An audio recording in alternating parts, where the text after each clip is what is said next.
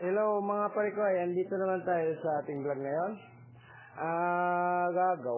Gagawa tayo ng DIY nga dough mixer.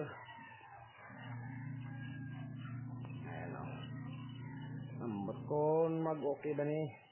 Naging gawa ko nga dough mixer. Kay way pumantok ni kasulay. Ayan, panoorin nyo. I-welding ko muna yan. I-welding.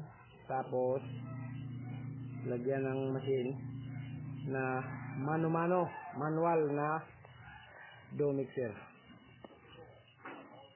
Ito muna, nagpabrikit muna ako ng lagayan, stand ng mixer ko. Pagkatapos nito, mag-jump to sa kabilang video na dough mixer na.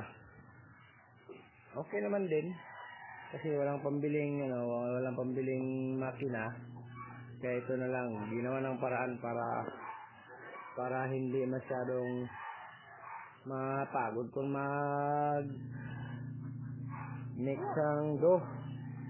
Ayan guys, ito na ayan ha, ayan.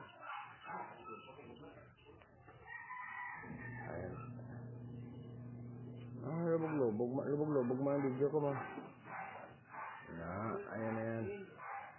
Ayan. Tuyukin mo lang. Ayan, tuyukin. Reverse vice versa yan mga guys. Ayan, may reverse. Ayan, okay.